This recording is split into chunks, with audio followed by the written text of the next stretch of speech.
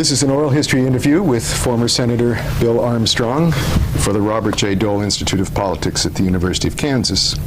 We're in the Washington office of the Investment Company Institute, where the senator is visiting as a member of the board for a board meeting today. And today is Wednesday, May 2nd, 2007, and I'm Brien Williems. Let's start out with your recollection of your first encounter with Bob Dole. I haven't the faintest idea, but I'm sure it was at some kind of a political event.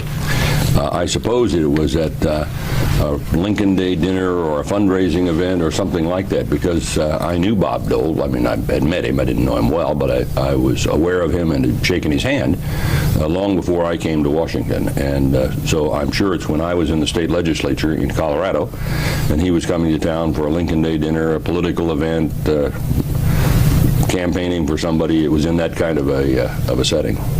Do you remember his running for the vice presidency, and did he come to Colorado at all during that time? I do remember his running for vice president, of course, but I don't recall specifically whether he did that or not. Not because my memory has failed completely, although it's failing, I guess, but because his visits to Colorado in that era were commonplace. I mean, he was in and out of Colorado all the time, and in fact, one of the things that I'm sure will come out in your interviews is that he was every place all the time. I mean, he logged more miles in airplanes than airline pilots did. He was always going someplace. In fact, there was a time, later than the period you're referring to, but there was a time, I think, when he was on a plane 4 or 5 nights a week. After the Senate was done, he'd jump on a plane and go to Cincinnati or Denver or New York or someplace for an event, and did that just week after week after week after week. And so I just don't remember when it was, because he was in Colorado a lot. He was an important figure in Colorado, not so much because he was a neighboring senator, although of course Kansas and Colorado are neighbor states, but because he was regarded as, even before he was really an official leader, he was regarded as a leader. He was a person that Republicans looked up to, looked for hope. I mean, some of those years that I'm talking about were really pretty desperate times. If you were a Republican, you felt like you were on the endangered species list, and yet he was full of energy and full of vitality, and was able to preach the gospel and made those who heard it feel good about the party and about themselves and about the future of the country. During your 6 years in the House of Representatives, did you have any contact with him? Yes, I did, a little. Not a huge amount, but I had some, and in fact, again, by the time I was in the House of Representatives and I was elected in 1972, Bob Dole was by now an established senator and was highly thought of, and he was one of the people that we looked up to. And of course, when it came time for me to run for the United States Senate, I sought him out and asked if he would endorse me in the primary, which he declined to do. I was running in the primary against an astronaut, Jack Swigert, and a good guy, by the way, who later died just days before he was to be sworn into the House of Representatives himself. But Bob didn't think that was necessary or appropriate. I thought if I could somehow prevail upon him to endorse my candidacy, it would help me a lot in the primary, which it undoubtedly would have. Turned out I was okay and won the primary anyway, but he was a natural person for me to go to. I knew him well enough to do that. Considered him to be well, I considered him not to be exactly a conservative godfather, but I considered him to be a conservative leader and a person whose word would carry a lot of weight with the kind of people who vote in Republican primaries in the state of Colorado. In fact, that's true. You know, this is now more than 3 decades later. That's still true. If Bob Dole were to come to Colorado and say, vote for Smith or vote for Jones, it would carry a lot of weight. Now, he was the chairman of the Republican National Committee. He was. For a couple of years. Did you have any contact with him when he was? Well, of course, he was in the Senate during that period, and so I was well aware of that, although my relationship with Bob was never primarily related to his position as chairman of the Republican National Committee. He was, as I recall, what was called the I may be wrong about that. Was he called the general chairman? Was there also a full-time working chairman at that juncture? I'm not sure of that. But those of us in the Senate, while we were well aware of his leadership of the party and also, for that matter, of the reasons that he was chosen, because he was Mr. Republican. Let's face it, he was the person who personified the ideals and the energy and the future of the party. While we were aware of that, we mostly thought of him as a senator and related to him at that level. Now, he was carrying the water for President Nixon for a long time, known as Nixon's man in the Senate. He was. And then that relationship got a little strained when Nixon decided to appoint Bush as the RNC chairman. Were you aware? I wasn't in on that. I was aware of it, and I, of course, knew about it, but I wasn't consulted about it or in any way involved in that decision.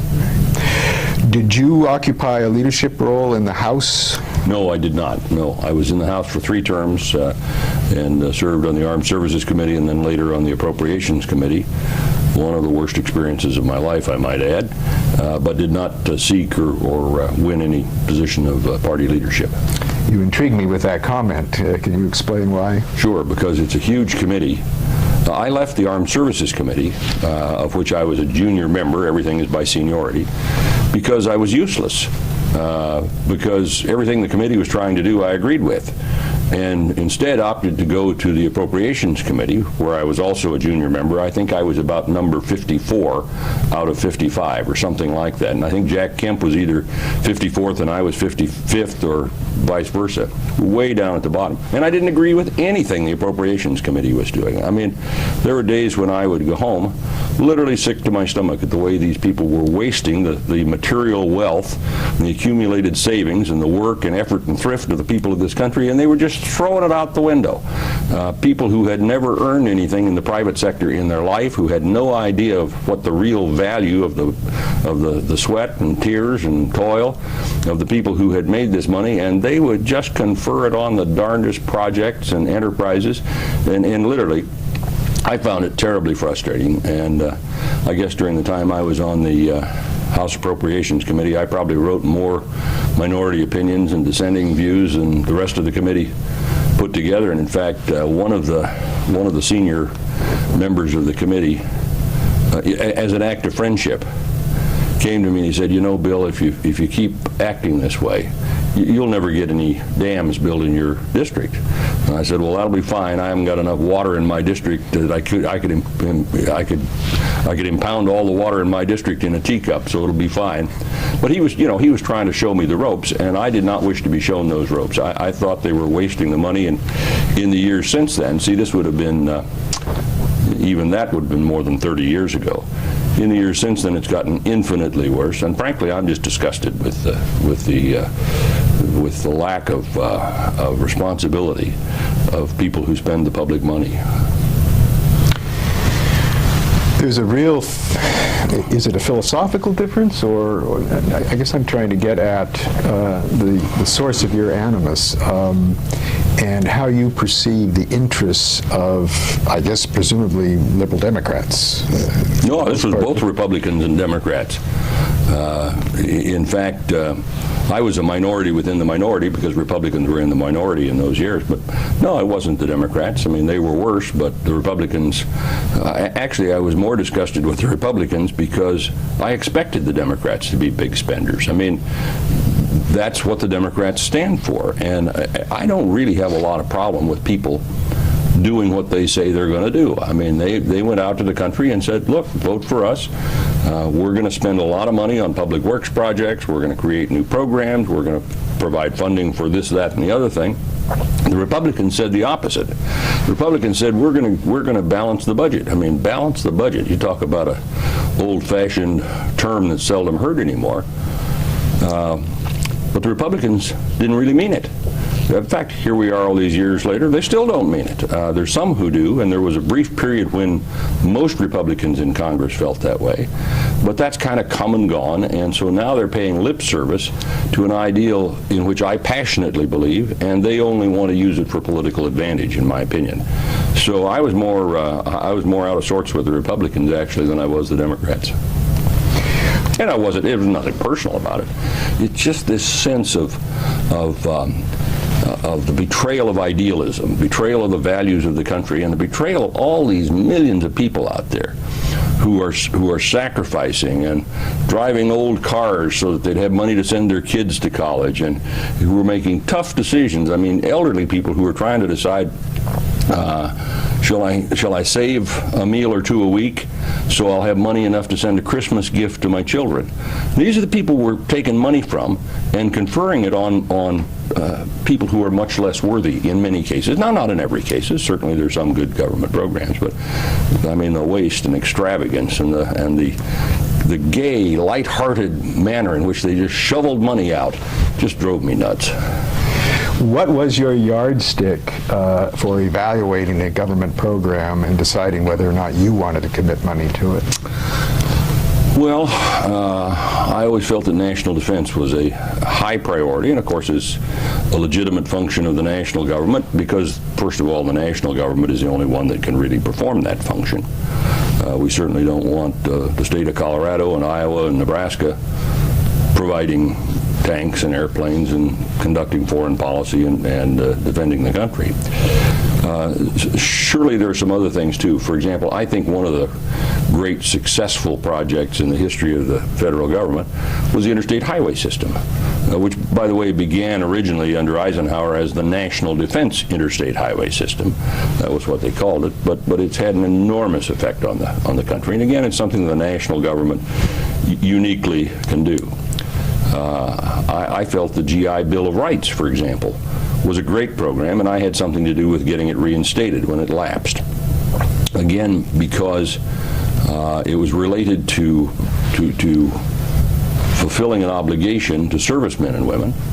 And then later, my interest in it was triggered by the Volunteer Army, that research showed that the opportunity to get an education was an important incentive in bringing talented men and women into the military and giving them an incentive to do that.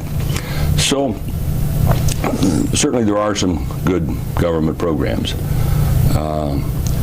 Farm subsidies, absolutely not. And in fact, people in my state get lots of farm subsidies. I went into the farm areas of my state and I said it's time to abolish every one of these programs. And I said that over and over again, said it year after year after year. 1 year, every single candidate for public office, federal office in Colorado endorsed the concept of 100% parity. Are you familiar with that?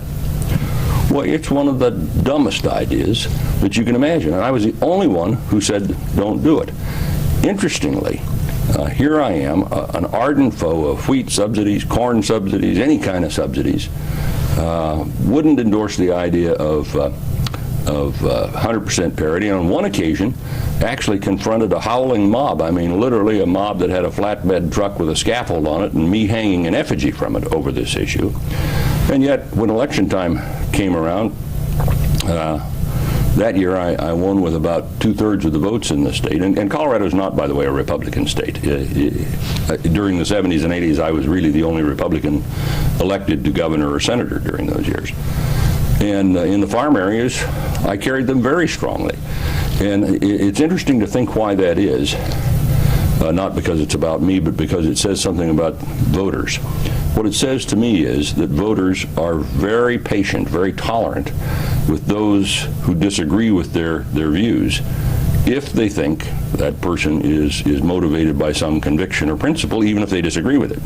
If they think you're just pandering to get their votes, they're on you like a pack of dogs. And I think actually that's the way it should be. I mean, if people show that their vote is just up for sale, well, then if they don't give it to you, you ought to be down on them pretty fast. On the other hand, if somebody is standing for principle, you ought to cut them a little slack.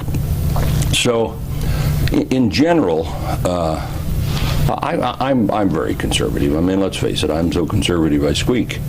But I just think that spending public money is almost a sacred trust. I wouldn't go quite that far, but it is certainly a public duty, a public trust, and should be done with the greatest discretion. And It should not be used to subsidize for long periods of time any group of citizens, even poor people. And I think the government has a responsibility to help people who are poor or disabled.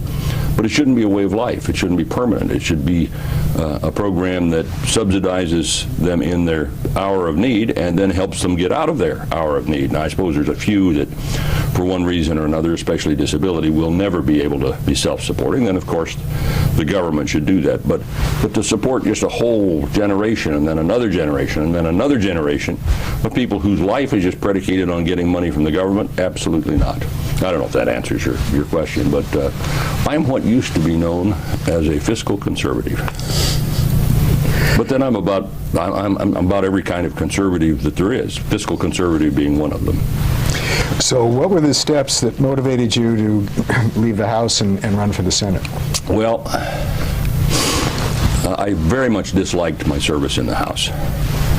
I thought it worthy, but I didn't enjoy it because I was a minority within the minority, because our leaders in the House were, that is, our Republican leaders in the House, were basically accommodating themselves to the situation, getting along the best they could with the Democratic leaders, and trying to get some dams built in their districts.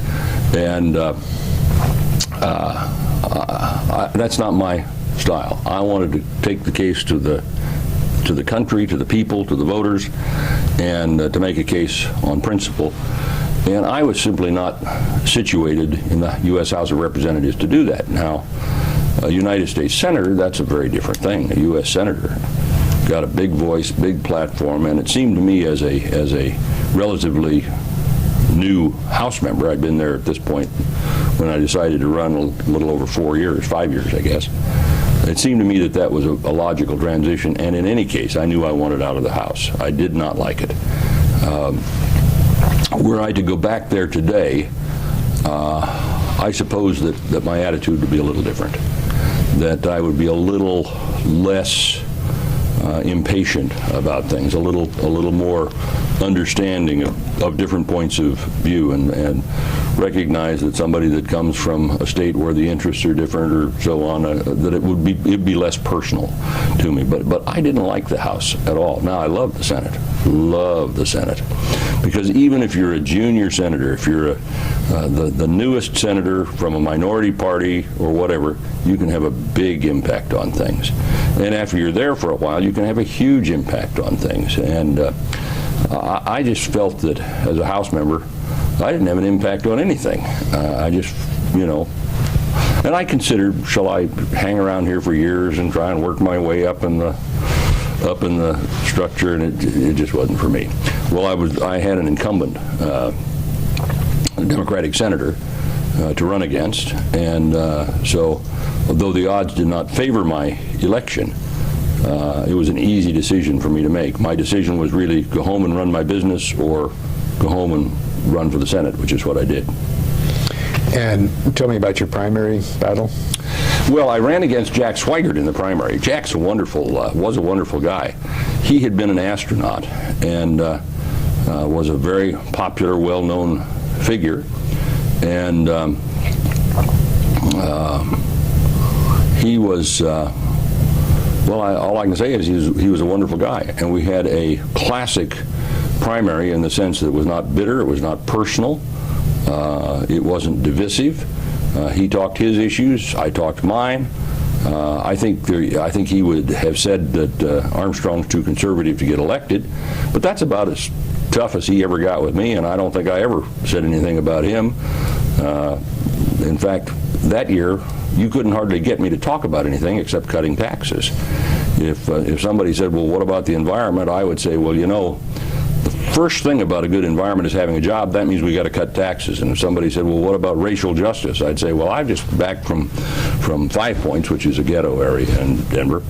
And down there, they want jobs, and that means we got to cut taxes. And it wouldn't matter what the issue was. And if somebody said, well, Jack Swigert is a great guy, I'd say, yeah, he's a wonderful astronaut, but I'm better at cutting taxes. So I didn't talk about hardly anything during either the primary or the general election. In fact, I started out after the primary about 30 points behind in the polls and ended up winning with over 60% of the vote.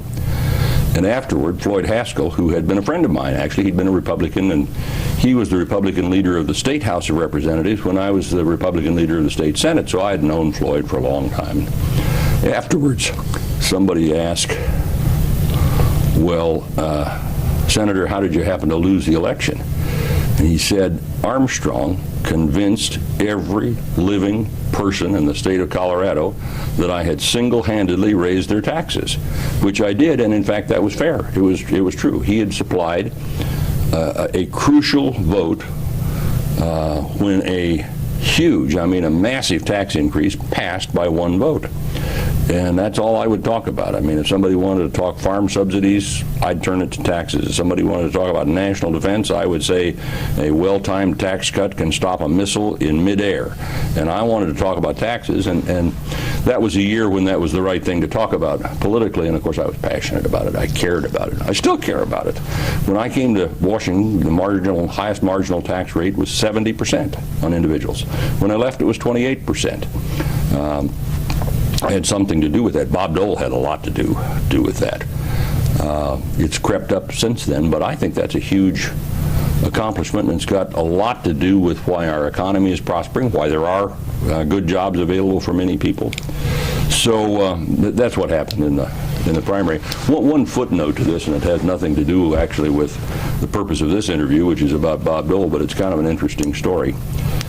After the primary, Jack Swigert and I became really good friends. We weren't personally tense even during the primary, but we became very good friends. He was a great guy. He came to me and he said, okay, how can I help? And then after I was elected, he said, here I am, you're the leader of the party, tell me what to do. And so we became very good friends. And he had an opportunity subsequently to run for the U.S. House of Representatives and was elected. And shortly after he was elected and before he was sworn in, he came down with cancer. In fact, he had cancer during the campaign, but nobody knew it. And he died before he was able to be sworn in, so he never became a congressman, even though he was elected. Well, he died in a hospital right here in Washington.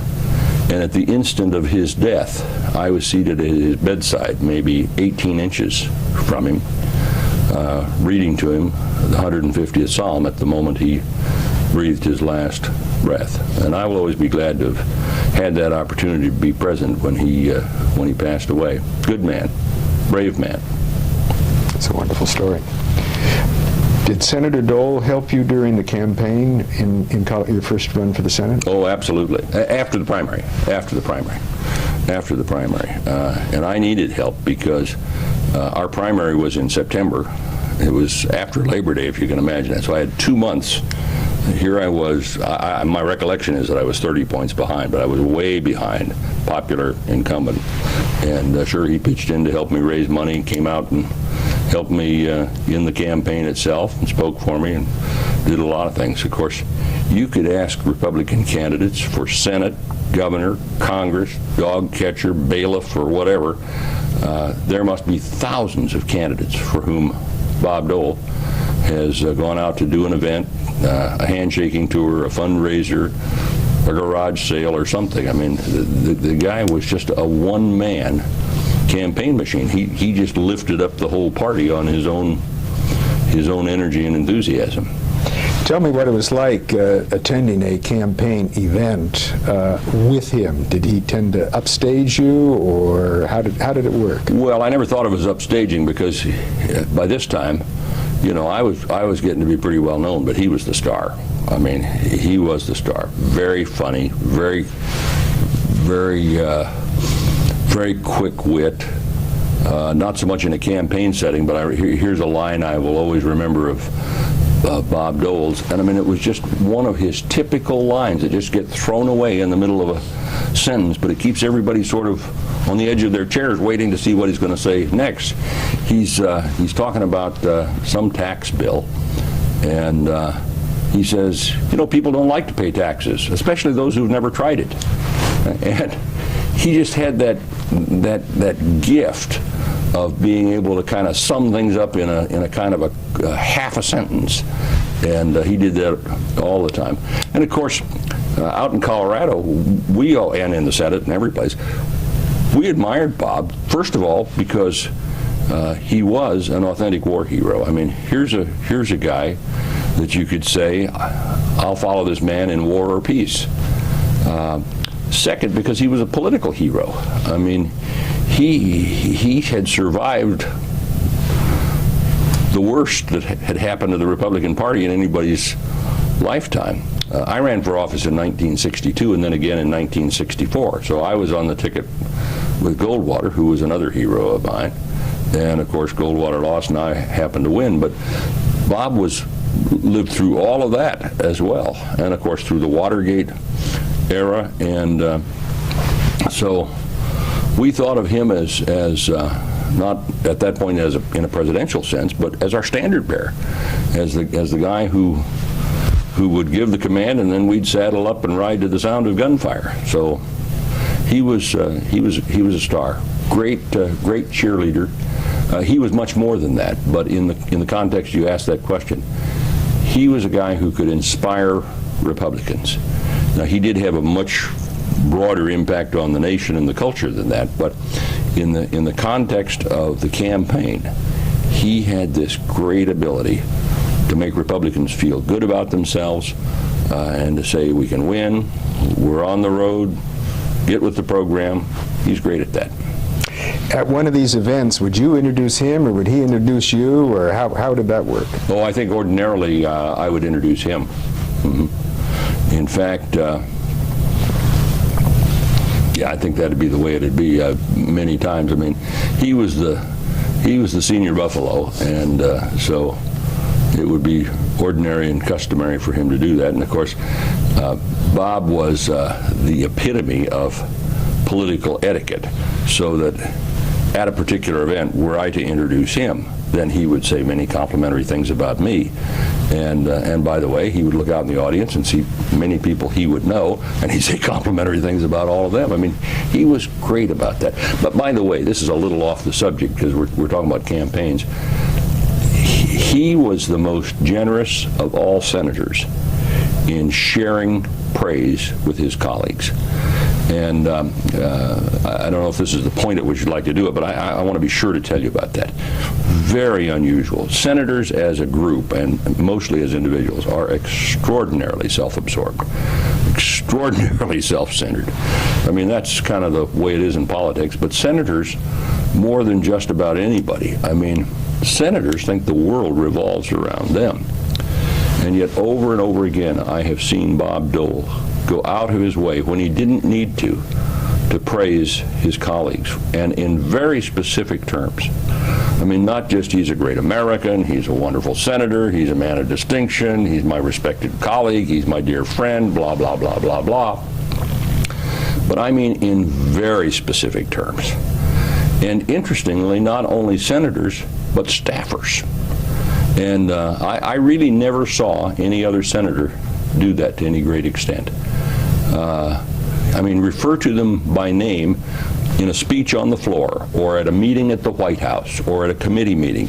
He'd say, well, during part of those years, Brien was my legislative assistant on the Finance Committee. He'd refer to Brien by name. He'd refer to Bob Packwood's legislative assistant by name. He'd refer to the people who were really doing a yeoman job. And he knew what their contribution was to the effort, and thanked them for it and praised them for it. Let me see if I can conjure up a couple of concrete examples. Well, I'll tell you one example. This is more of a ceremonial occasion. I will never forget, and I have even to this day, I mean within the last few months, maybe even the last few weeks, have people remind me of what Bob Dole said about me on the occasion of my retirement. I mean, I was leaving the Senate. My career in public life was drawing to a close.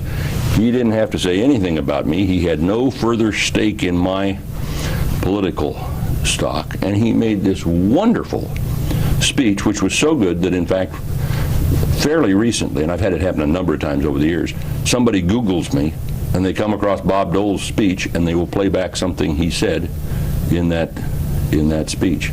Went out of his way to share the credit with people. Quite a remarkable thing. Generosity of spirit.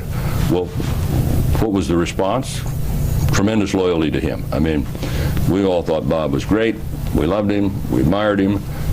If there was a close call, we would always resolve our doubts in his favor. Now, that didn't mean we were always on the same side, but if it was close, if it could go either way, almost all of the Republicans and many of the Democrats would go with Dole if their conscience would permit them and if the circumstances would. He was great about that. Still is, by the way. Still is. I wrote Bob a letter. I wrote Bob a letter recently to tell him, I haven't seen him lately, but I wrote him a letter before this history project came up. I wrote him a letter to tell him that I was going to come to Washington someday, and I hoped he'd have lunch with me because I wanted to get a little sense of closure with him, that we were both getting older, and before one or the other of us passed on, I wanted to have a chance to just look him in the eye and say thank you for your service to our country. And to thank him for his personal friendship to me and the way he encouraged and supported and helped me at times when he really didn't have to, but went out of his way to do so. And so I wrote him and I told him I wanted to have that opportunity. One of these days I will. I'm also have the warmest feelings of friendship for Elizabeth, and great lady. But anyway, I, as you can tell, I have great admiration and tremendous affection for Bob Dole. Well, we're on a little bit of a tangent here, which I'm delighted we are. Get us back on the No, track. I want to stay there for a moment because you've been there. How do you account? I live my life on a tangent. How do you account for this characteristic that you attribute to senators of thinking that the world does revolve around them? Well, you know that life in the United States Senate is probably about the most corrupting place on earth. You see, senators are constantly surrounded by people who flatter them.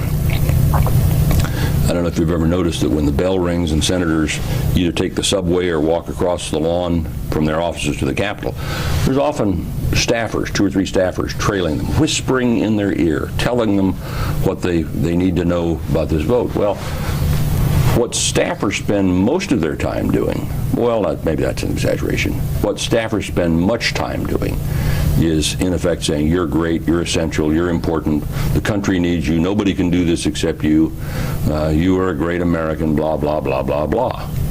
Well, that is terribly destructive to a person's personality. And then if you've noticed, if somebody steps out of their office building, out of the Russell building or the Hart building or something, and prepares to go on the surface over to the Capitol, what's the first thing that happens? The police officer steps out into the traffic and stops the cars both ways. And there is a deference to senators, which I think it's kind of like rock stars or movie stars or, I don't know, people who hit home runs in baseball. It is very destructive of the human ego. And if you really wanted to find a way to corrupt people, it would be to subject them to that. And then to couple that with making them intellectually dependent upon other people, staffers and lobbyists. Now, senators are called to make hundreds of votes during the course of a year. 600, 700, 800, I don't know how many, lots, on matters that they have little real information about. And so often, not on the biggest bill, but on many important bills, they'll come to the floor to vote on the bill or on an amendment that may have implications that are tremendous, knowing nothing about it, and in the last 3 or 4 minutes, maybe the last 30 or 40 seconds even in some cases, before they cast their vote, they'll summon a staffer who's been in the room listening to the discussion and in whom they have trust and say, what's this about?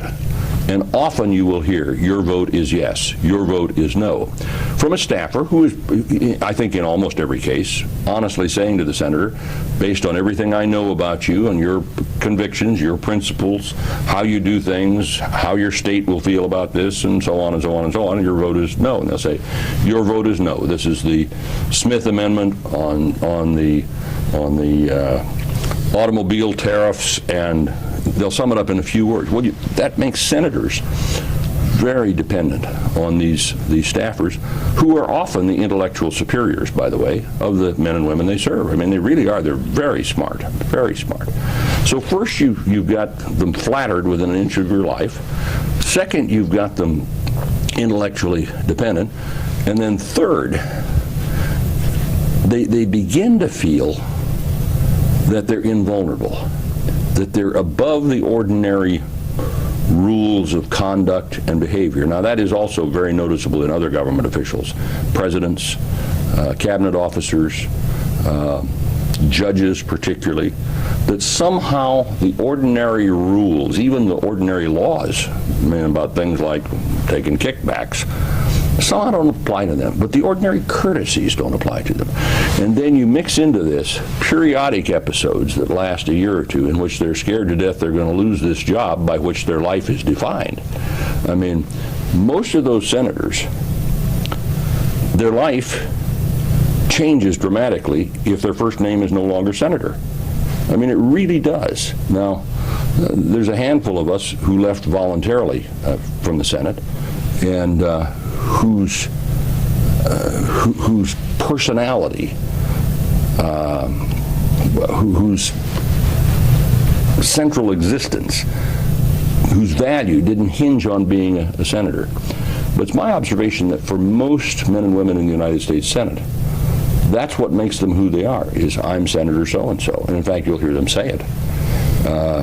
I always kind of cringe when somebody says, hello, this is Senator Smith calling, or introduces themselves at a cocktail party, I'm Senator so-and-so. I mean, that's just a matter of taste. But anyway, I think this leads people to be tremendously self-absorbed. And of course, then you've got the newspapers who are either alternately flattering or criticizing, often unfairly on both sides. I mean, if you're a liberal, the Washington Post and many newspapers are going to praise you beyond what you deserve, and the Washington Times is going to do the opposite, and vice versa. If you're a conservative, the Washington Post and, for that matter, the Denver Post, are going to be enormously critical. They're going to look for ways to jump on you. And so all of these things together just conspire to make people very, very self-centered. And that's true in public life generally. It's not just senators. But senators have it to a heightened degree because their job is so important, because they're at the center of the universe, because they make such big decisions, because votes are often so close. I mean, one vote, that's what I ran on in '78. We have seen how destructive one senator can be when his vote imposed on American people the largest tax increase in history. I mean, so they just become very self-absorbed. And I don't know, that I may be overgeneralizing, but the thing that's interesting about Bob Dole is that in the midst of all of this, and he had a good sense of himself. It's not that he was unaware of what an important guy he was, but that how generous he was in sharing the praise with other senators of both parties and with members of his staff and members of the staff of other senators. And I've seen lots of senators who praise their own staff. Pretty unusual when you see the senator from Kansas praising the staff by name of the senator from Colorado. You got to like a guy like that.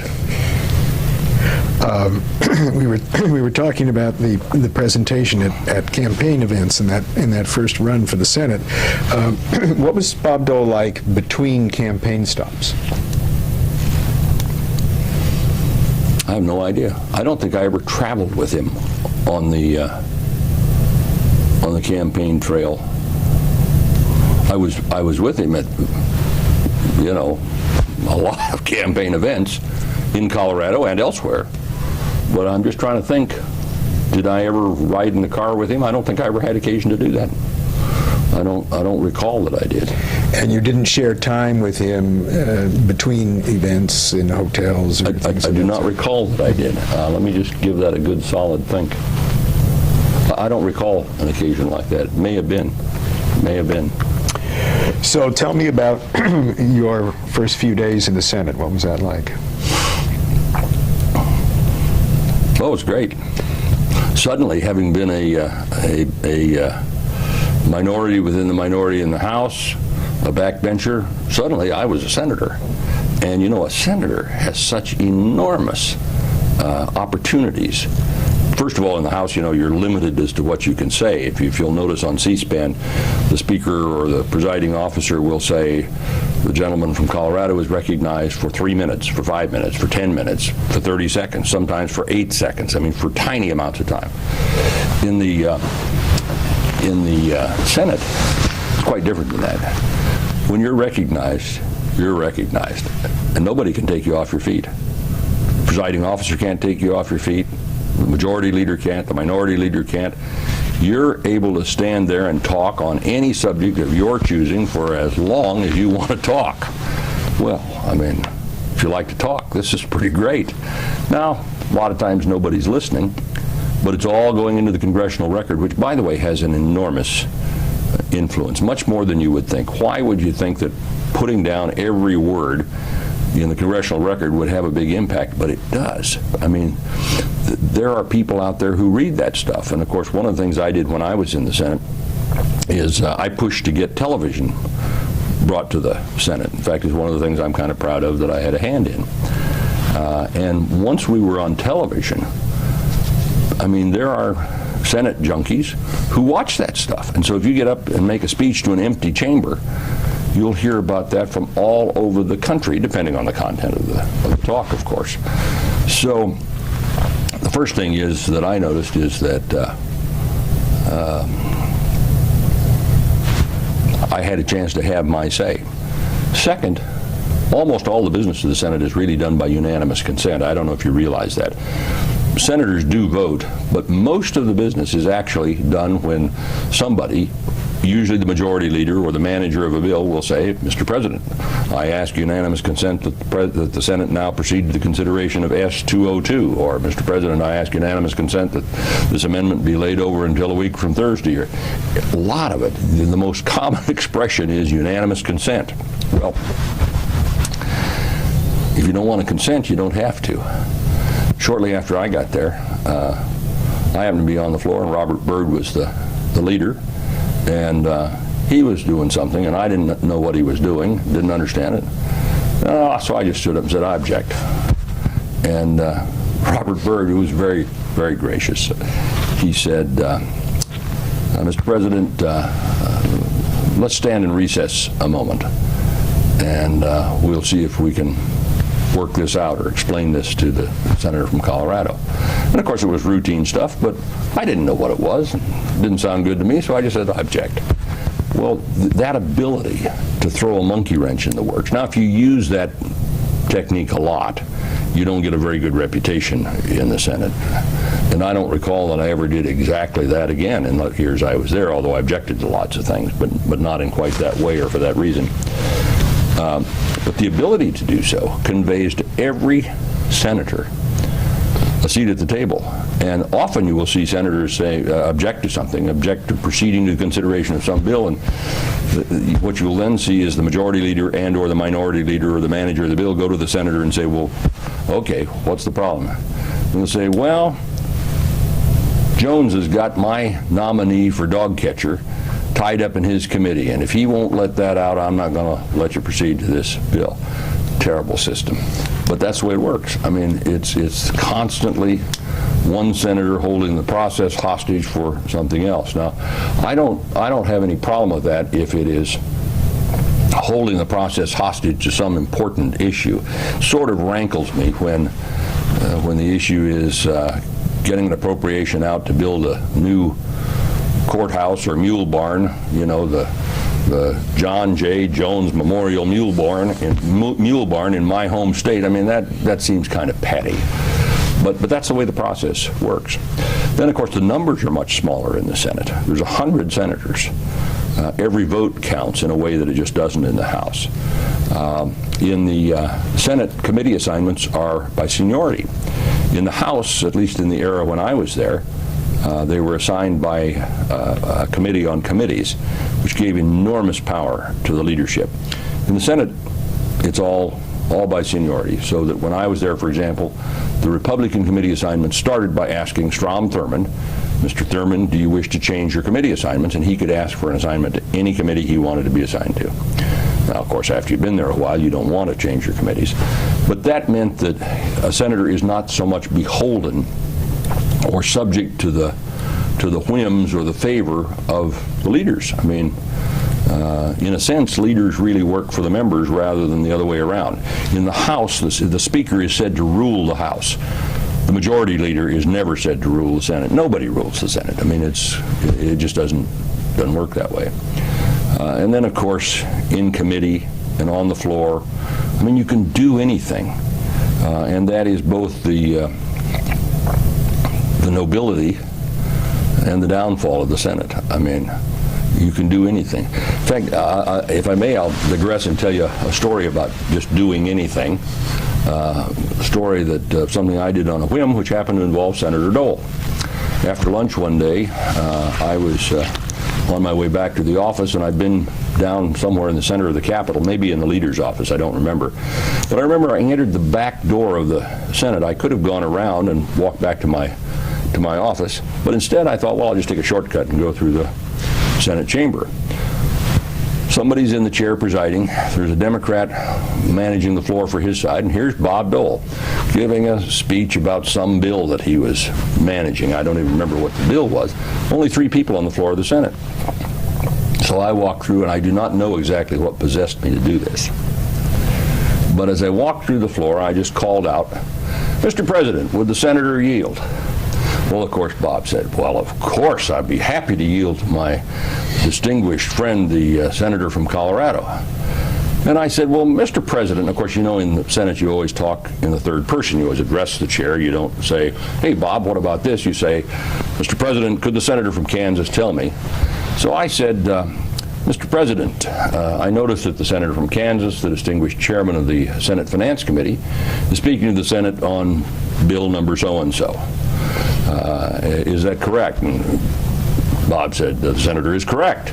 And I said, "Well, I note that on the desk of every senator there is a committee report, a thick committee report, which is the report of the Committee on Finance on this bill. Is that right?" And Dole said something to the effect, "Well, once again, the senator is entirely correct." And I said, "Well, I noticed, Mr. President, that this report says on the cover that it is submitted by Senator Dole, the chairman." And Dole again says, "Yes, this is correct." I said, "Well, I'm just wondering, Mr. President, I'm just wondering if the senator from Kansas could tell us, does that mean he wrote the report?" And Dole says, "Well, no, I'd say to the senator," I'm paraphrasing, I don't remember the exact words. He said something to the effect of, "Well, no, I did not write the report." And I said, "Well, Mr. President, could the senator tell us if he read the report?" And Dole says, "Well, no." And I said, "Well, did the senator read any of the report?" And Dole said, "No, not necessarily." And I said, "Well, could the senator from Kansas, the distinguished and able chairman of the Senate Finance Committee, tell us if he knows the name of any senator who has read this report?" And Dole says, "Well, no, I guess not." And I said, "Well, I thank the senator for yielding. I just wanted to make that point because on the off chance that some judge someplace happens to read this portion of the congressional record, and if that judge would someday be inclined to look at committee reports as a valid indication of legislative intent, I hope he will think twice. Because in reality, committee reports are not written by senators. They are not read by senators. They are written by staff members who do not, there's nothing to vote on. If I disagree with some portion of the committee report as a senator, I can't move to amend it. And I just want the courts to know that this is not a valid expression of congressional intent. And I thank the senator for yielding, went back to my office and went on with it. Didn't think any more about it for a couple of years. Then about a couple of years later, a judge in Alexandria cited this colloquy in one of his opinions. And a while after that, Justice Scalia quoted the judge in Alexandria, Virginia on this topic. Now, that's not momentous, but it sure was fun. And you couldn't do that in the House of Representatives. It's a very different kind of body. And I don't want to be too critical of the House. I mean, I honor the service of House members. It's terribly important. But as a place to serve, the Senate is superb. That must be the greatest job in the world, second greatest. I actually have the greatest job in the world now, but it was the second greatest job in the world. Do you recall your next meeting with Senator Dole after that exchange? Do not. But I saw him all the time. I would see him once or twice or 10 or 20 times a day. I mean, it was not uncommon for us to meet in the hall, in the cloakroom, on the floor, at the White House. I mean, during the 6 years I was part of the Republican leadership, we were often down at the White House together. We were on the campaign trail together. We did news conferences from time to time together, though not often, but sometimes. We were together every Tuesday. I was chairman of the Republican Policy Committee, and so we had lunch together every Tuesday, and I presided at those luncheons. And by tradition, the chairman of the Policy Committee, which is what I was, presides at the luncheon and recognizes the people who want to be recognized. The majority leader sits on one side of him, and the vice president, who is the president of the Senate, sits on the other, if he's a member of the party. So that when George Bush was vice president, he sat at my on my left hand. Am I right about that? Gosh, that's terrible. I've forgotten who sat on which side, but in any case, so I was with Dole all the time. Just nothing uncommon about that. And in fact, on occasions when I didn't have a luncheon meeting, I would have lunch frequently in the senator's private dining room, which is different than the Senate dining room, but in the senator's private dining room, where only senators were permitted. Nobody else, even if you were, didn't matter who you were, you didn't get in there. It was just senators. And I would often find Bob in there. It was very common.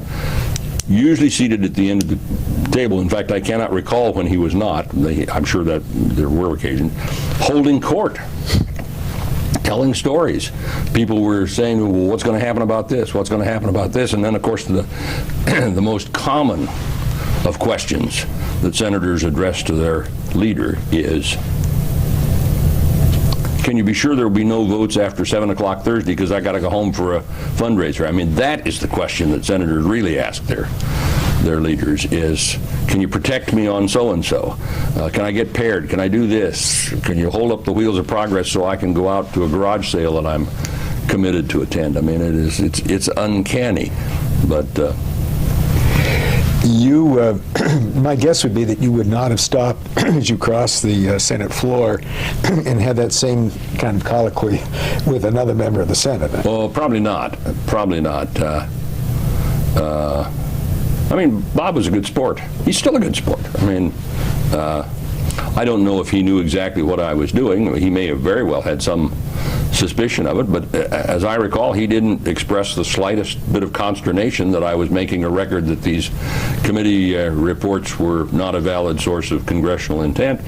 But I mean, he was very laid back about that kind of stuff. I mean, he knew when he needed to fight to protect his turf and when he didn't. And sure, there's some people who would take that well and others who wouldn't. But it never crossed my mind that he wouldn't take it well.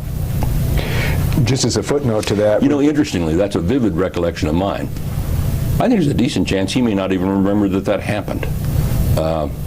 That's one of the interesting things about life, and I have it happen to me all the time. People who come up and tell me about what an enormously important, formative instant there was when we were together and they did so-and-so and I said so-and-so. And in some cases, I can't even remember the person. I'm sure you've had that same experience too. But Dole had so many experiences with so many people, I think there's a good chance he may not even remember that kind of humorous episode. So tell me about... But it's in the record. It's in the congressional record. And no one took it out. I don't think so. Tell me about your first committee assignments. Well, when I went to the Senate, it's kind of a bidding process based on seniority, and I was new, but I was very fortunate in my committee assignments, extremely fortunate, partly because I'd been a member of the House, and so they get a little preference. If everybody has equal seniority, if you've been a House member, you get preference. If you've been a governor, you get a preference, and so on. So I got great committee assignments. I was put on the banking committee, which I loved, by the way. I didn't know I didn't have any particular reason to be on that committee, but it turned out that the Banking Committee is a very, very interesting committee.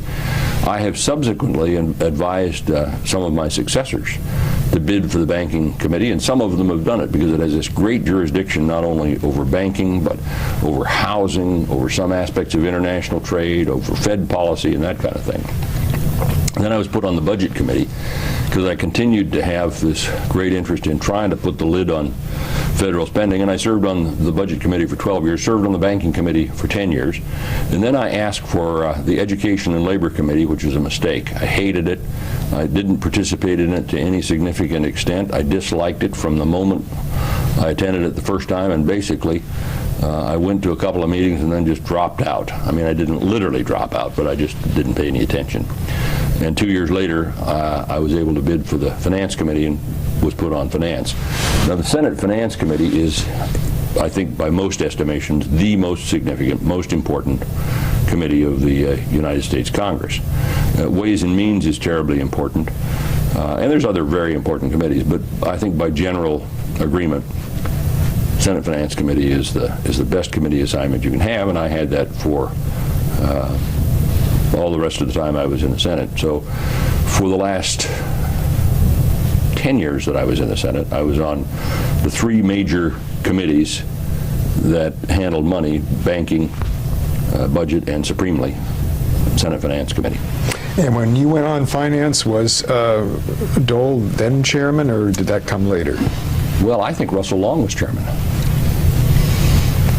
I think Russell Long was the chairman. He was a colorful guy. I remember one time, shortly after I got that, I forget what the reason was. I guess he called me to his hideaway office in the Capitol, and he said, you know, Armstrong, I don't remember if he called me Armstrong or Bill. He had a great, wonderful, congenial manner. He said, we've been thinking, meaning I've been thinking, we've been thinking about putting you on the conference committee on such and such a bill, but I don't think we'll do that because you wouldn't want to, if I asked you to vote some particular way, you wouldn't feel comfortable to do that, would you? And I said, no, probably not, Russell. And so I wasn't put on that conference committee. I was subsequently put on conference committees, but I mean, he knew what he wanted and knew what he needed. He wanted to put somebody on who would be a reliable vote on the Republican side for what the chairman wanted to do. Very interesting, colorful guy, and of course a throwback to a much earlier era. So you came into the Senate midway through Carter's term. I was elected in '78. And then the Reagan Revolution occurred, and at that point you went on the Finance Committee. In 1980. In 1980. So you were witness to that major changes in fiscal policy. Yes, I was. Actually, I was more than a witness. I was a co-conspirator. In fact, I remember and of course Jack Kemp is a dear friend of mine. Jack and Jim McClure and I held some news conferences while I was still in the House, talking about cutting taxes, which I passionately believed in then, and I still do, actually. When we did, people laughed at us. I mean, they laughed at us. They just thought, I mean, guys like Fritz Hollings, for example, they just thought that was the dumbest thing you could possibly. Why would you want to give money back to the taxpayers when we could keep it and pass it back to the taxpayers as grants and subsidies and whatnot? And of course, Jack took the lead on that and really, really, really pushed it. I mean, he was, in his own word, monomaniacal about it. I mean, you couldn't say pass the butter, but what he'd say, well, you know, if you really want to butter up the economy, you better cut taxes. I mean, he was great about that. Bob Dole, by the way, was somewhat critical of that. I need to interrupt you here just for a second because we need to change tape. Okay. Okay.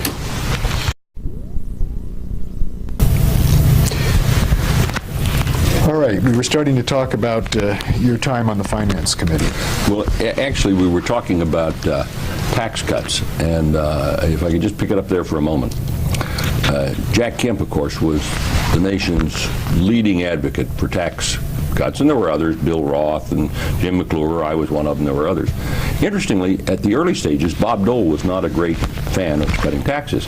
I don't know that it was so much that he was against cutting taxes, it wasn't high on his radar scope. I don't really know what was in his heart, but Bob was very much the old-fashioned budget balancing conservative. At least that he gave lip service to that idea. It's particularly interesting for a couple of reasons, because there was some tension between Dole and Kemp. Of course, later they were running mates. And but the story I remember is in some meeting or some occasion, I don't remember where, expressing his in a humorous way his feelings about those who constantly clamored for tax cuts. He said, well, I've got good news and bad news. The good news is that a busload of supply-siders went off the cliff and they were all killed. Bad news, there were 2 or 3 vacant seats on the bus. Now, that's kind of typical of Bob. I mean, that'd be about as far as he would go in being critical of somebody. But it was clear at the outset that Bob was just not passionate about that. Now, later he did become, and in fact, Bob Dole had an enormously important role in the tax reforms that took place, and I want to tell you about one of those specifically. But at the outset, that just wasn't quite his cup of tea. After the 1980 election, but before the president was sworn in, I was part of a group that sat around somebody's office. It may have been Bob Packwood's office, I'm not sure, with Reagan on the speakerphone from California. Kemp was in the room, and I don't remember who else, but there was a half a dozen or a dozen of us. And one of the things we talked about was cutting taxes. And of course, as you will recall, the president is credited with being the great tax cutter, and rightly so. But in fact, it was Jack Kemp and Bill Roth and some others. But if you want to digress just a little, I'll tell you a story about how that 28% rate got put together. I was on the finance committee. Bob Packwood was the chairman at this point. And I got a call one day and said, from Packwood, saying, what would you be willing to give up in order to get a tax rate of, a top maximum tax rate of 30% or 28%? And I said, just about anything. And I would. But he was shopping this deal around among members of the finance committee and ended up putting it together, and that's how the rates got down to 28%. I'm a little lost as to the detail of this, but subsequently, it must have been, I'm sorry, I've lost track of the dates, but at some point, Dole, who was by then the chairman, I may be wrong about that. Was Packwood chairman of the finance committee ahead of Dole? That isn't right, is it? He was after. Mm-hmm. I've forgotten the sequence of events. My great interest in the tax bill, other than cutting the marginal tax rates, was to index the personal brackets. Because it was clear to me that when the brackets escalated, that with inflation, people got escalated into higher brackets. They really had no more effective income, but the government was taking a bigger slice of it. So I wanted to talk about indexing. In fact, Bill Archer, who was subsequently the chairman of the House Ways and Means Committee, and I were the big advocates of that. And I got Dole interested in it.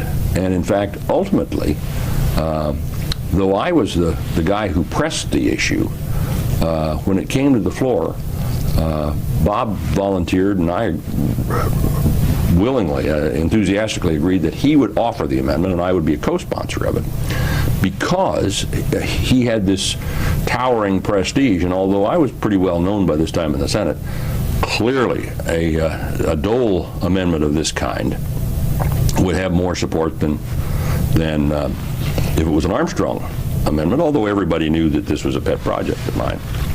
Well, two footnotes to that, one involving Dole and one involving Reagan. when we offered this proposal, and Bob did it so skillfully, and of course it passed, the administration, the Reagan administration, opposed it. The Secretary of the Treasury and the lobbyist came down and opposed it. And I found this very frustrating. Here's the best idea of the tax bill, and they were trying to kill it. Well, we got it passed.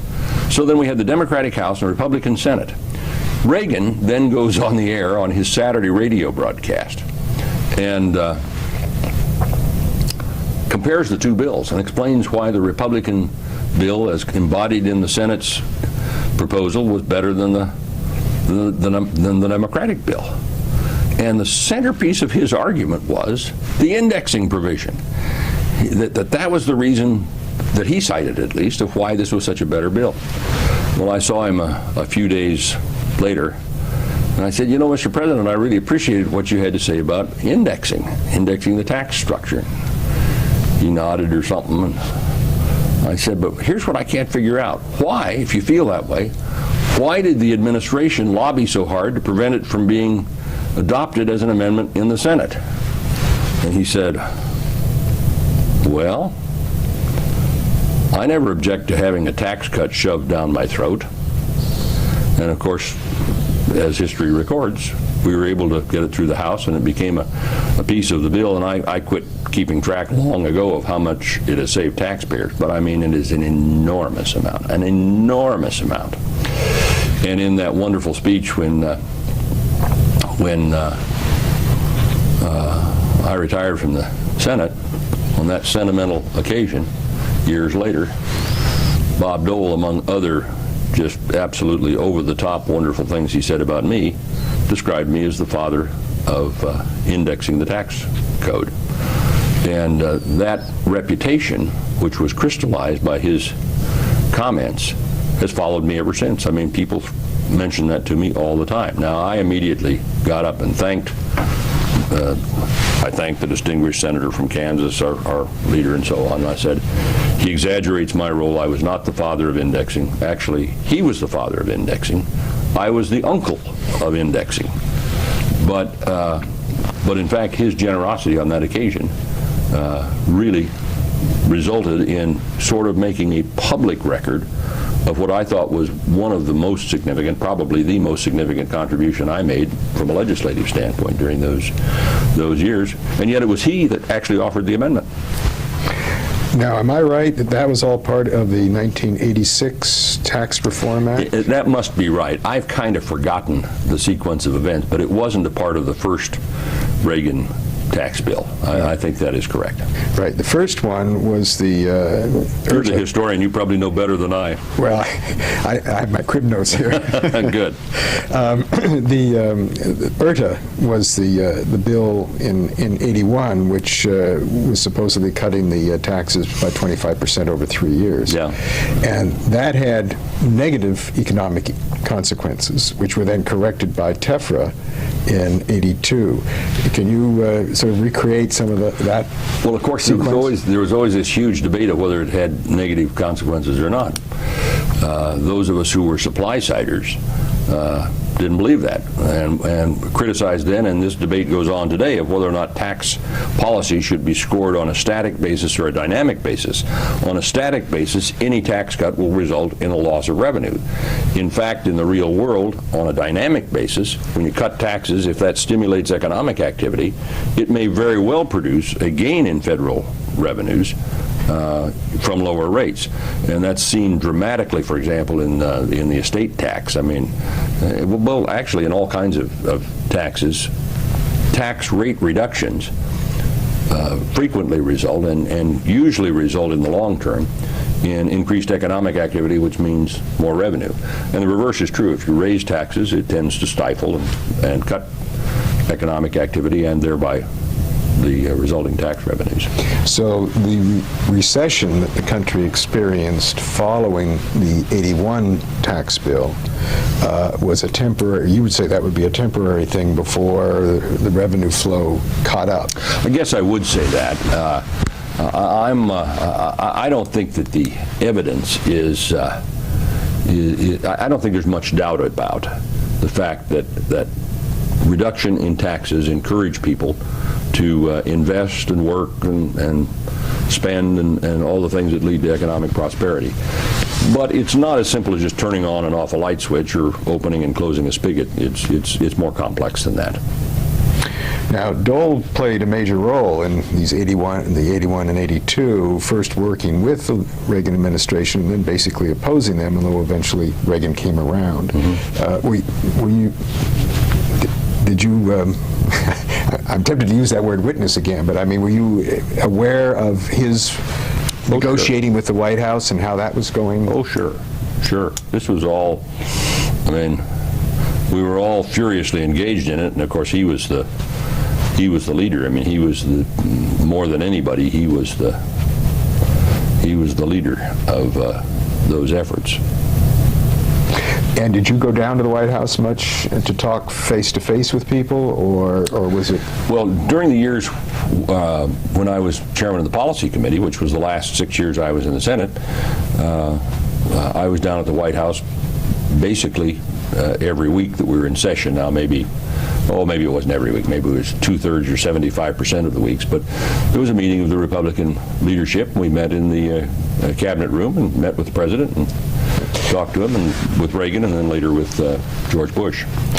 I want to get to that, but I want to finish up with your time on the Finance Committee. Anything else? Any other recollections that were telling moments as far as you were concerned? Well, this is not a telling moment particularly, but when there was it's kind of funny, when there was a transition and Russell Long became the ranking minority member instead of the chairman, which had been a long time coming. On the first roll call, they called the names of everybody, and then at the end they called Mr. Chairman. And without thinking, he answered aye or nay or whatever, and everybody laughed. But of course, he had been answering the roll call in that way for I don't know how many years at that point. Bob, one of the things you need to understand to really get the full picture of Bob Dole is that he is a very skillful legislator. I mean, a very skillful legislator. It is easy to see Bob as a partisan leader, and he was the best at that. I mean, Bob really did have the capacity to rally the troops. And then I've tried to share with you some idea of his personal warmth and his generosity of spirit. But he's also the most skillful legislator of his generation. I mean, he knew how to make deals. In fact, I forget when exactly, but some magazine had a picture of him on the cover of it, and it said, forger of compromise.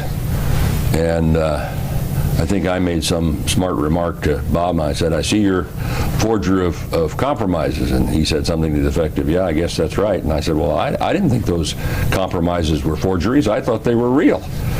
But he was good at that. I mean, he knew how to make deals in committee, and he knew when to make a deal. He knew whether, for example, he knew that if we tried to put the indexing thing on the bill in committee, win, lose, or draw in committee, it would set us back on the floor because the administration would focus on that.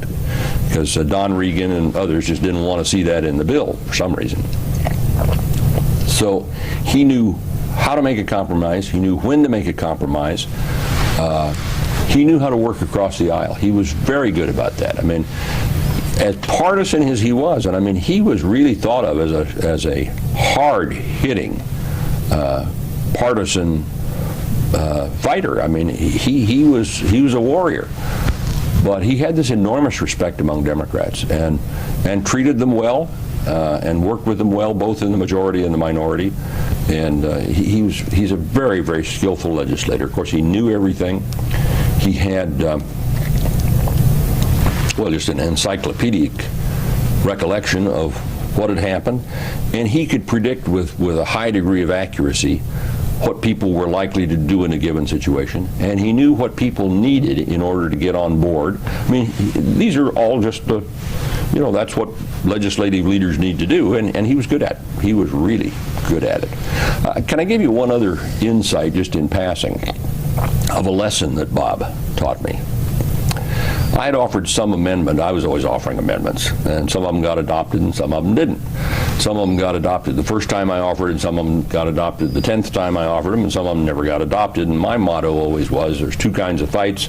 There's the ones we've won, and there's the ones that aren't over yet. Well, I offered some amendment. I don't remember what it was. And as always, I was tallying the votes and so on, and it was not the first time I'd offered it. And it lost. But I noticed that Dole had voted against me. And so I went up to him. He was on the floor. And I said, Bob, I noticed you voted against this. And yet when I offered it previously, you voted for it. Did you intend to do that? And he said, oh, yeah. Oh, yeah. I said, oh. He says, you remember so-and-so and so-and-so, and you voted against my amendment? I said, point taken. Now, what I don't know, and what I probably will never know, is if his vote had been the deciding vote, would he have voted for it as some matter of conviction, or to help me, or would he have voted against it? But in fact, this was a way for him to teach me a lesson at no cost, because my amendment wasn't going to pass anyway in this particular case. And I mean, and I wasn't mad about that. I took it for what it was. He was the master legislator, and he was teaching me a lesson, which is senators have long memories. And so if you got to vote against somebody, that's okay, but sometimes it has a price. What was his role like on the Finance Committee after he became leader when he gave up the chairmanship of the committee? You know, I don't know that I have a very clear recollection of that. I mean, in the sense that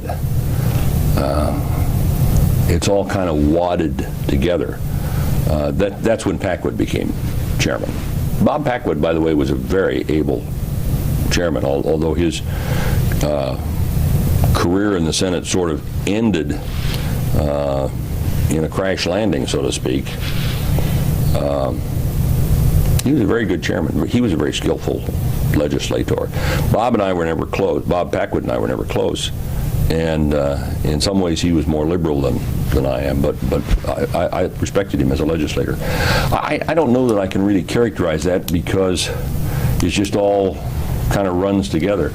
But every day that I was in the Senate, in the minority and the majority, when Dole was chairman or when he wasn't, I mean, he was a huge factor in everything. I mean, even before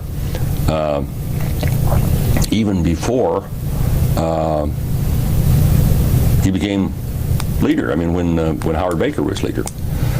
And in fact, I'd forgotten it until just this instant, but I remember on one occasion that I was walking with Dole over to the old Senate chamber for a leadership election, and I think I had agreed to nominate him for leader or for something. Maybe this is, I don't remember.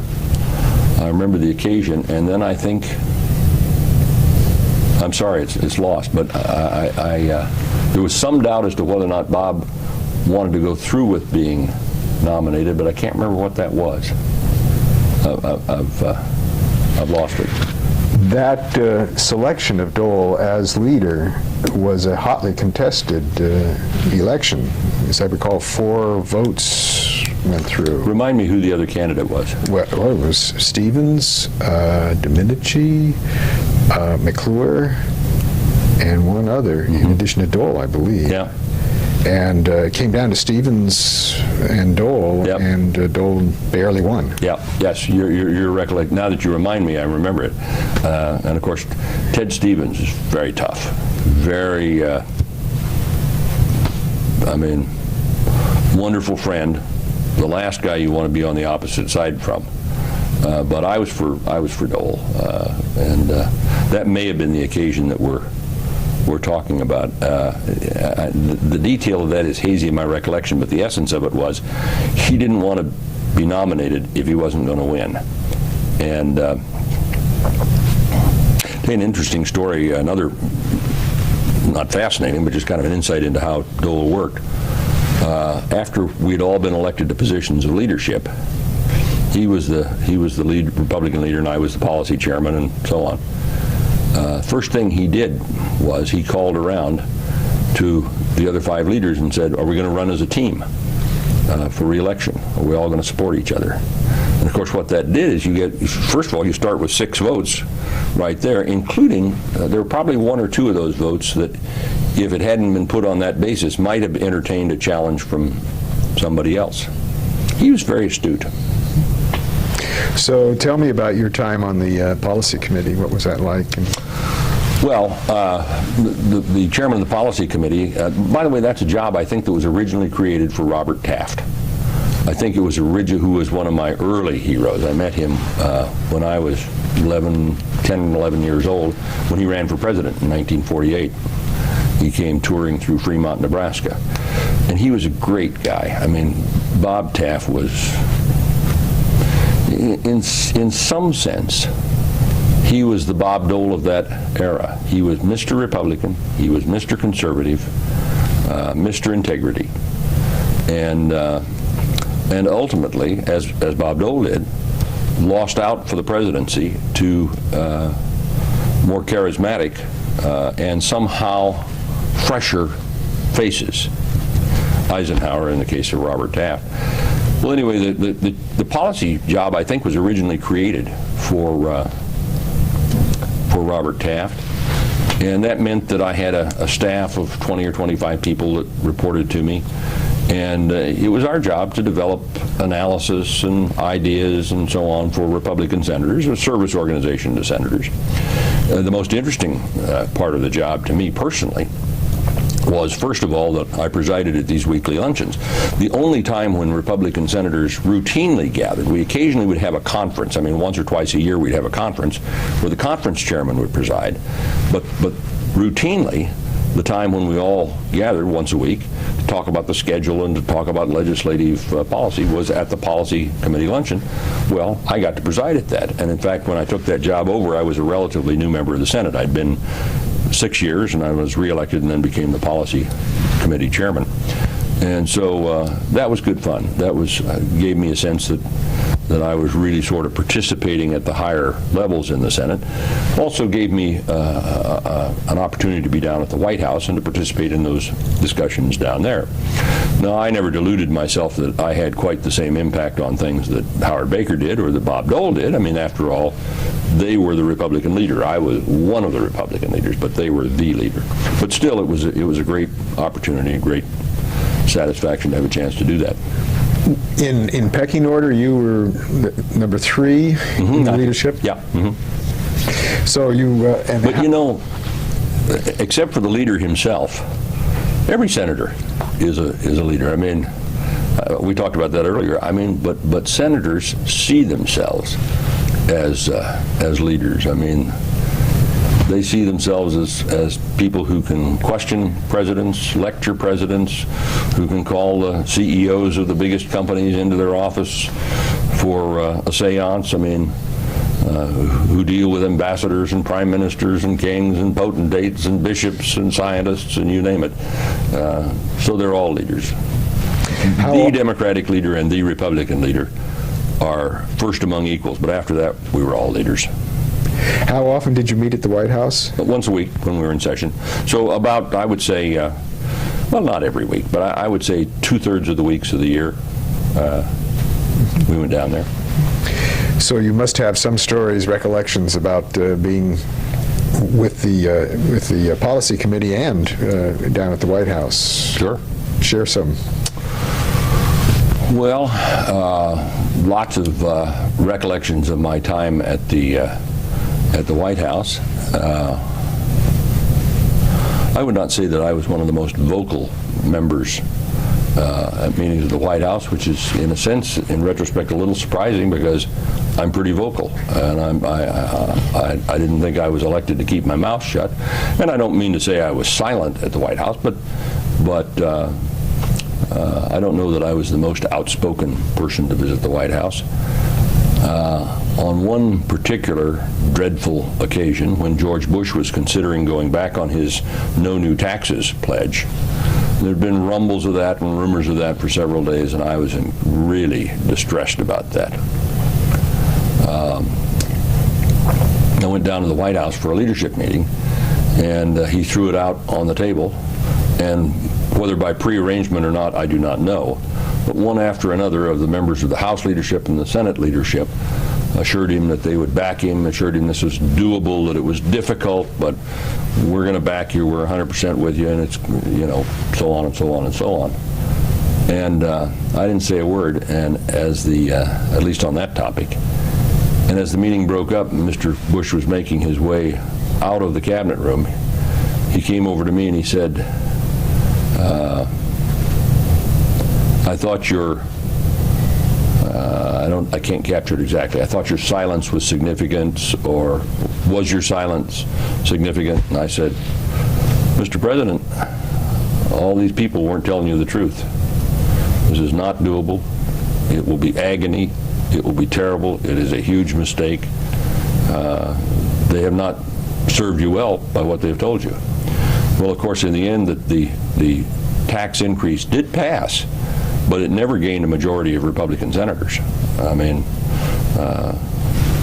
Dole and the others were good soldiers about it, but most of us, and I was one of the leaders in opposition, of course, but most Republican senators saw it as I did, that it was that, you don't make that promise and then go back on it. So we didn't. And in fact, what did that have to do with his downfall? Probably a lot. Probably did. What about your observations of Dole interacting with Reagan and then Dole interacting with Bush? Always respectful. I do not recall any, there may have been one, but I don't recall any occasion when either publicly or privately he spoke disparagingly of Mr. Reagan or of Mr. Bush. I think there was always a belief that,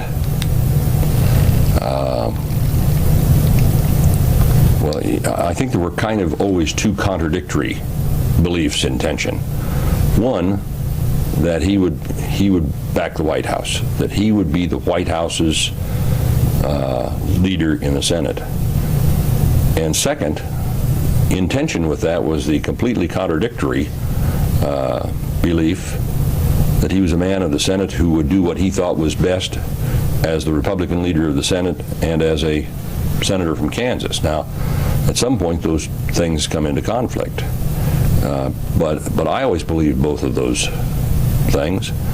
And there were times, I know, I can't cite one for you, but I know this to be true, it's got to be true, that his opposition just changed the White House. I mean, because if Bob Dole wasn't ready to sign on for a particular policy, the White House just couldn't make it work. I mean, because he was a loyalist, and properly so. And yet his supreme responsibility was not to the White House. It was to the Senate, to his colleagues in the Senate. So there were, I know there were times, and maybe others will be able to tell you this, or maybe Bob himself will tell you of some occasions like that where he just had to say, no, Mr. President, I'm sorry, I can't do that. How would you characterize his relationship with Reagan? Congenial, very deferential? Professional and deferential, but not very deferential. I mean, it wasn't,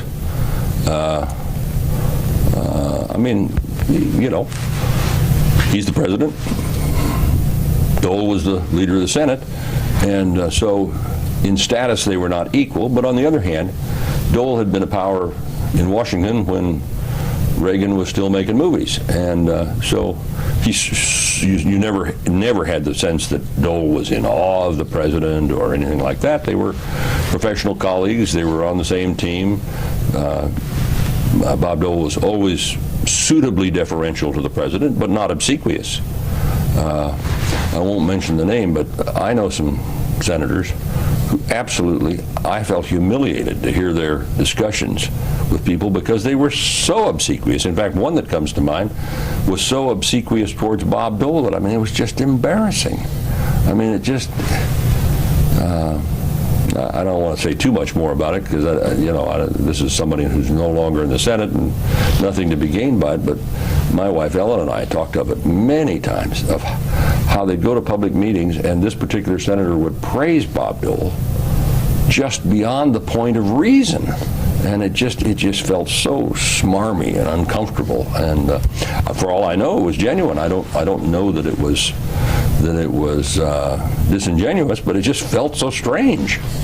But you never had any sense of that with Dole and anybody. I mean, he was respectful and professional and proper, but he could stand his ground. Now, you've documented Dole's sense of humor. Reagan was famous for his too.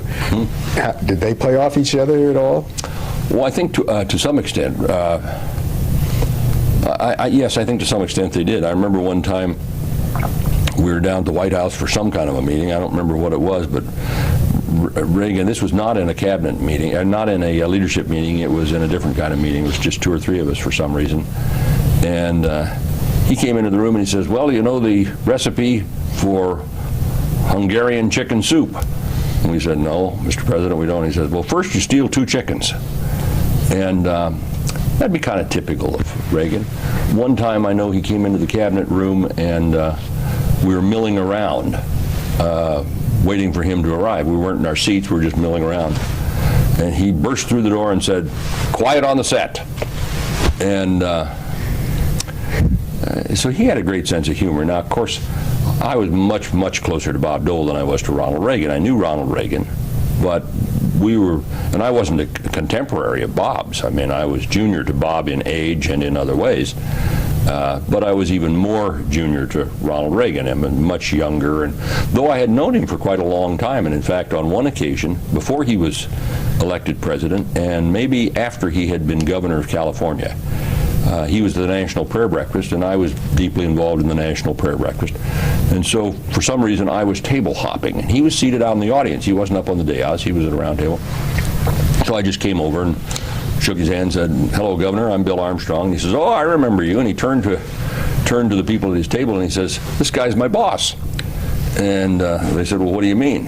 Well, it turned out he was referring to the fact that he had a syndicated radio program which was being broadcast on my station in Denver, and we were buying this program from his syndicator. So I had known him in that capacity, and Reagan had been out to campaign for me, and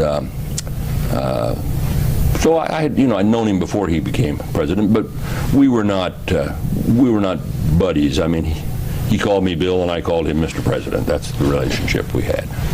Great man. I wish we had another president just like him. Did you see diminishment in his capacity towards the end of his second term? Not particularly. No. No, I can't say that I did. But let me emphasize, much as I admired him, and though I saw him fairly frequently, I wasn't close to him personally. I mean, I never had a conversation, for example, with him of the length that we've had today. I had a number of conversations with him, some of which were in very small groups, 1 or 2, mostly not. But I mean, it was not as casual as that. I mean, the President and Mrs. Reagan didn't invite Ellen and me over for dinner and watch TV. I mean, we weren't on that basis with them. What was the mood like in the room with George Bush in charge, as compared to Reagan, perhaps? That's a great question. I think in some sense, well, it was very respectful in both cases. Great affection for Ronald Reagan. I mean, a great personal affection for Reagan. And there were a lot of us in the case of Reagan who felt that our political capital was heavily invested in him. That if his stock rose, our stock rose. If he got in trouble, we were in trouble. There was an emotional bond there, which in fact served Mr. Reagan very well, because he did get in trouble a couple of times. And when that happened, there were people who were ready to come to his defense in a way that was not true of George Bush. And yet, George Bush was seen as more, quote, one of us. Now, I don't mean that in my own case, because I was never one of us in that sense. But George Bush was a sort of a professional politician. I mean, he'd been a congressman, he'd been a cabinet officer, he'd been a CIA director, he'd been chairman of the RNC, he'd been the ambassador. He was a Washington insider in a way that Reagan never really was. So people were very comfortable with George Bush. I admire George Bush greatly as a person. There's no doubt in my mind that Ronald Reagan was the greatest president of our lifetime. But I have a warm personal affection for George Bush and for Mrs. Bush. But Reagan was a little different quantity. I never doubted that his closest friends were not in the political sector. They were in the movie industry, they were in business, they were Holmes Tuttle, the car dealer, and people like that he knew. Because you see, when he got there, he was the age I am now when he got to the presidency. And his life was well set before he became president, and he was going to have a good life whether he became president or not. I mean, he was a well-rounded, complete person, and his associations and loyalties and thought life were simply not dominated by politics in the same way that George Bush's were, or for that matter, Bob Dole. I mean, as successful and as great as he was at it, politics was never quite as central to Ronald Reagan as it was to Bob Dole. It wasn't as defining. What motivated you to decide not to stand for re-election? I thought I'd serve my time. I'd been in Washington. I never had intended to be in politics anyway. And when I was just a youngster, when I was 25, I was a businessman in Aurora, Colorado, and I was approached about running for the state legislature. And they said, "How would you like to be in the State House of Representatives?" Well, I knew nothing about the State House of Representatives, so naturally I said, "Sure, I'd love to." And I served 10 years in the state legislature, and then 6 years in the U.S. House of Representatives, and then 2 terms in the U.S. Senate. And by that time I was 51 when I announced that I was going home, and 53 when in fact I did so. I just felt I'd been there long enough. I'm a believer in the notion of citizen legislators. Though I was in a long time, I actually wasn't in any one job very long. 8 years in the state Senate, 6 years in the U.S. House, a dozen years in the U.S. Senate. And I don't like what it does to you if your goal is to perpetuate yourself in office.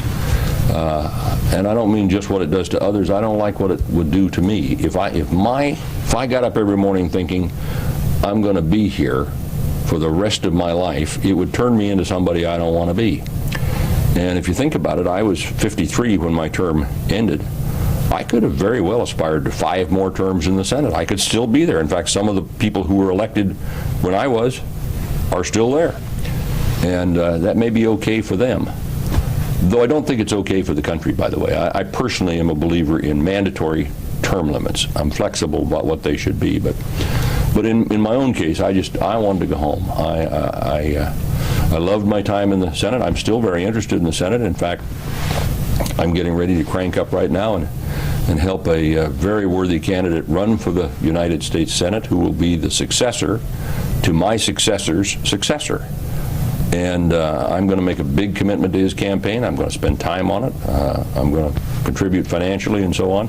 It's not that I've lost interest in it. It's just that I don't think people ought to perpetuate themselves in office too long. It's too corrupting. It's too toxic. So you announced 2 years before. I did. I announced in January or February of the year before. And what was the reaction among your colleagues? President Bush called me that day or the next morning and was very gracious about it. And I said, "Well, Mr. President, thank you for your kindness in calling me about it. Remember, I'm still going to be a senator for nearly 2 years. Please remember that I'm still a member of the Republican leadership, so if I can be of assistance to you, I want to be. If you have some heavy lifting to do, call on me." Many of my colleagues called with similar messages. I don't know that it had a huge effect on my life in the Senate for the following 2 years, but it had some. I remember vividly one of my colleagues, a man who had been in the Senate since before I got there, and who is still there. So he's now in his 7th term, maybe, I don't know exactly.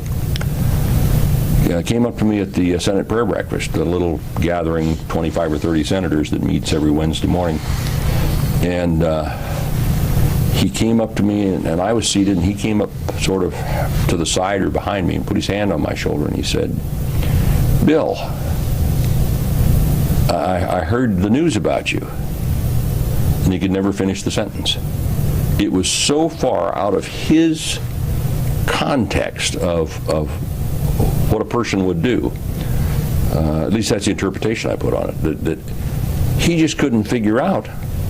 I mean, he didn't know quite what to say. He didn't know whether to say, "Congratulations, I'm so sorry, are you sick, have you got cancer, or you got trouble with your family?" I mean, none of which was the case, happily.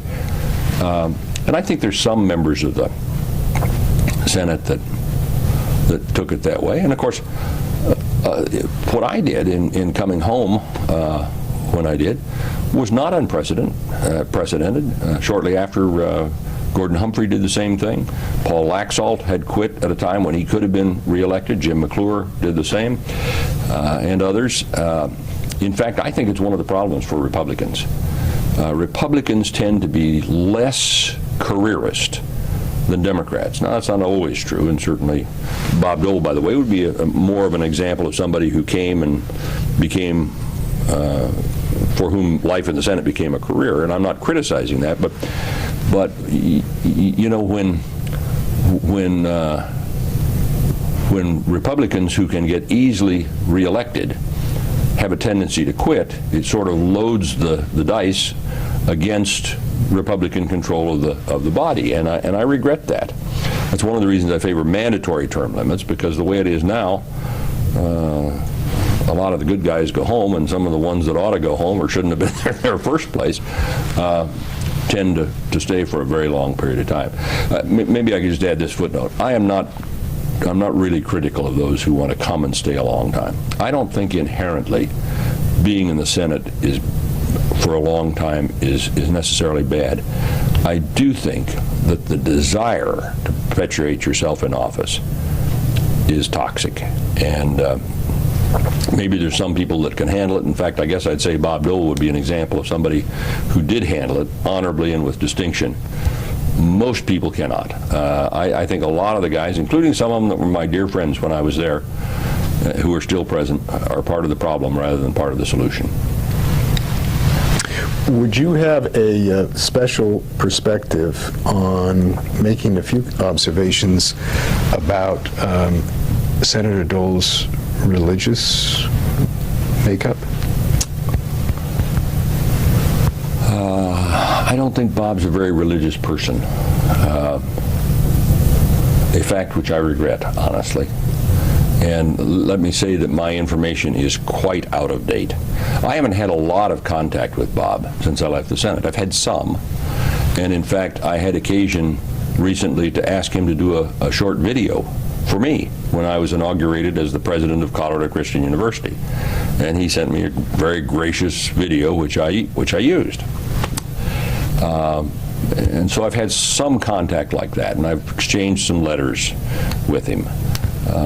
In fact, when he wrote me a letter about this oral history project, instead of just sending back word yes that I would be glad to be interviewed, I wrote back in a letter that said, "You better be sure I'll be glad to do this, and I'm going to give him an earful." But I haven't had much contact with him recently. My impression, though, is, and this doesn't go quite back to the time I was in the Senate, it was a later occasion that is formative for me, is that he's just not a very religious person, and I regret that.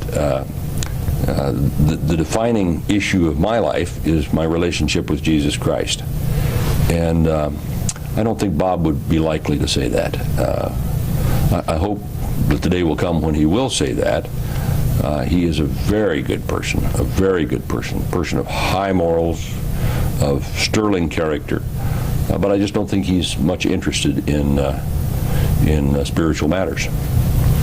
As a religious man, how were you able to apply that to your role as a senator?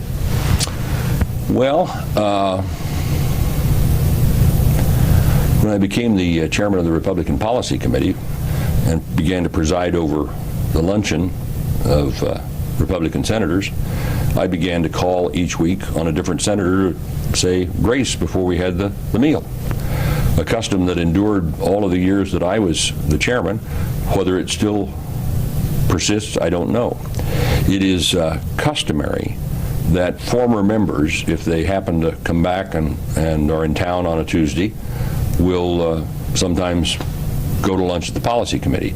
I've not had occasion to do that, and I suppose if I'm ever going to do it, sort of return to the scene of the crime, I better do it quickly, because most of the members I served with, many of them, are now gone. But that's one thing I did. I thought it appropriate for a group of senators to acknowledge their dependence on God and to thank Him for the way He has blessed us, particularly with a simple thank you for this food. I make it a practice to always pray before meals. And honestly, I will tell you after the fact that I was slightly nervous about this, because it had not been the custom previously. And I wasn't sure how it was going to be received, and I just finally decided, well, I know how it's going to be received by God, and so if they laugh at me or ask me not to do it, we'll see what happens. Nobody asked me not to do it. A few people, not many, at the outset, I didn't spring it on somebody. I went to somebody and said, next Tuesday, may I call on you to offer the grace? At the end, I'm not sure I did that, but at the outset I did, so that I wouldn't catch anybody unawares. And a few people turned me down, asked to be excused. Nobody ever was critical of it. Nobody ever jumped on me about it. Nobody, so far as I know, ever said, well, isn't that a little too religious, or, you know. Second thing that was very formative experience for me, and I do not recall that I've ever said this publicly, and I'll tell you this now, it's true, and it's just kind of a side note of my life in the Senate. I seriously entertained the idea of not seeking re-election after my first term. I felt, you know, I'd been there at that point in Washington 12 years, 6 in the House and 6 in the Senate. And I was thinking very seriously of not running for re-election. And I felt God was calling me to run for re-election. I did not feel God was telling me you will be re-elected. I never felt called to be re-elected. It turned out I was re-elected. I got about 66% of the vote. But I never felt that as a part of God's calling. I felt called to run for re-election. And I never knew exactly why. I answered what I believed was God's call, but I never knew exactly why. Whether it was just merely a matter of obedience, because my heart actually was telling me, go home, get back to your business. And it may have just been, this is an obedience test. But a couple of things did happen in my second term, one of which was that I became the chairman of the Republican Policy Committee, which gave me an opportunity, among other things, to institute a practice of senators praying together. Second, it was during my second term that I was the main speaker at the National Prayer Breakfast. And I don't know if you've ever been to the National Prayer Breakfast, but it is a extraordinary forum. I mean, here's 3,000 people, including the president, the vice president, 2/3 or 75% of the members of Congress and their spouses, foreign dignitaries, and important people from around the world. And it gave me an opportunity to lift up Jesus Christ in a way that was really a wonderful privilege and opportunity to do it. And that is not always the case at the National Prayer Breakfast. It's somewhat eclectic. I have heard some messages at the National Prayer Breakfast that frankly were just not even Christian. They were just, you know, they were messages of some philosophical interest or some other interest.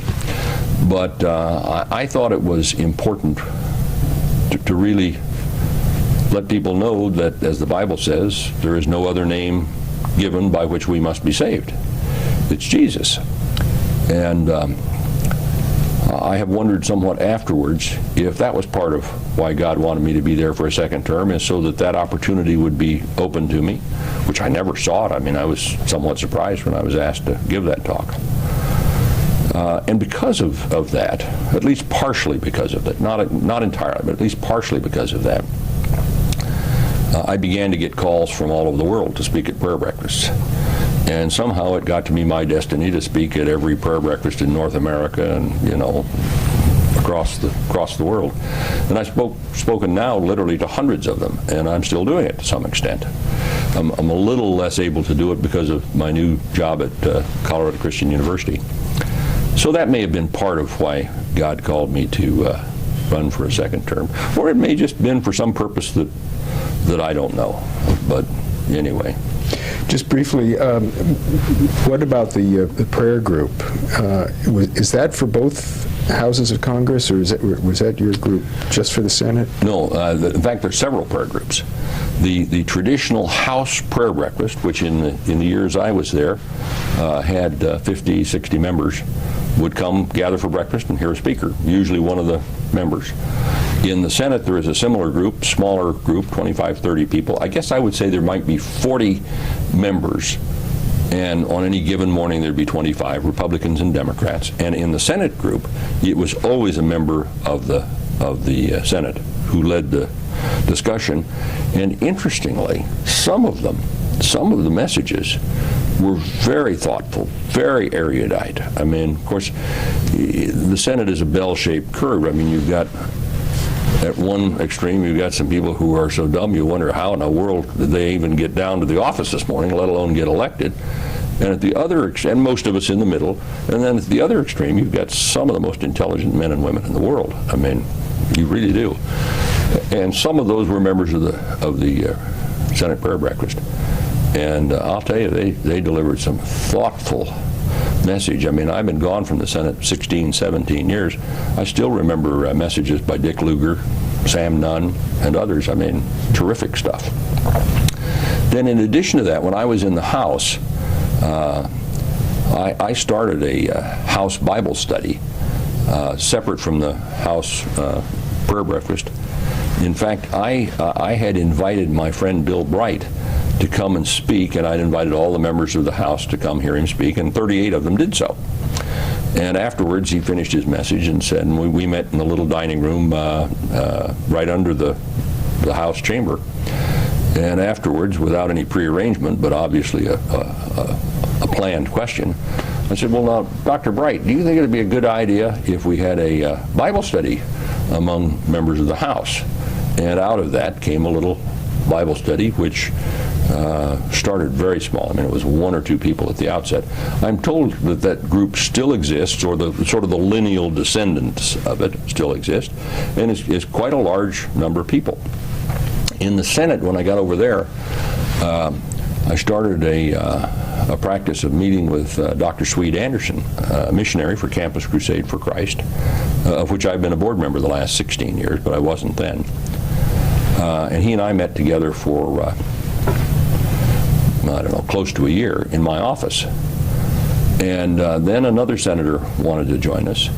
And for convenience, we moved to his office because he had a hideaway office in the Capitol that was convenient. And then for about the next 10 years, we met in his office, hideaway office in the Capitol. And other senators joined that. And I guess there was at the end 10 or a dozen senators who came to that pretty regularly, of which on any given occasion there might be 6 or 8 in attendance, coming and going. I have heard, but I don't have any real evidence of it, but I have been told that that group is now meets at a different time, and it is 20 or 25 members that meet together and pray and study the Bible. And my impression is there may be some other groups like that that I'm not aware of. So there is quite an active spiritual dimension to life on Capitol Hill. And how separate is that from life as legislators on Capitol Hill? Excuse me. Well, it is not very separated, because the same guys that you're meeting with to pray are the people you're rubbing shoulders with and working with every day. I don't think it ever got to be a problem. I think it was just generally understood that our brotherhood in Christ, and I say brotherhood advisedly because in the era I was there weren't many women senators. In fact, let me stop and think if there were any. I don't recall. There were some Republican and Democratic women in the House. I guess Barbara Mikulski would have been in the Senate when I was, so there were some women. Don't think there were any Republican women in the Senate at the time. Had been previously. But anyway, I think the thought was that if we were brothers in Christ, that didn't necessarily mean that I had to vote for your amendment or you had to vote for mine, that we had a job to do. We had our constituencies to represent. Now, as a practical matter, I want to say this carefully because I don't want to leave the wrong impression. As a practical matter, most, not all, but most of the men who were interested in spiritual things tended to be Republicans. Not entirely, but mostly. So, for example, in our little group that met in the Hideaway office, we were all Republicans, though we earnestly sought to get some Democrats to come and join us, and they just didn't have an interest to do so. In the Senate prayer breakfast group, it was more bipartisan. There would be a handful of Democrats, maybe more than a handful, but it was still more Republicans than Democrats, and it was the conservative Democrats at a time when there were still conservative Democrats in the Senate, and so that perhaps made it easier. But even so, there were lots of times when we'd be on one side of the issue as Republicans, and the Democrats would be on the other, or even within the two parties there'd be differences of opinion, and so it never became a problem. Was there a parallel group for Jewish members? I don't know that. I don't think there was exactly a parallel group.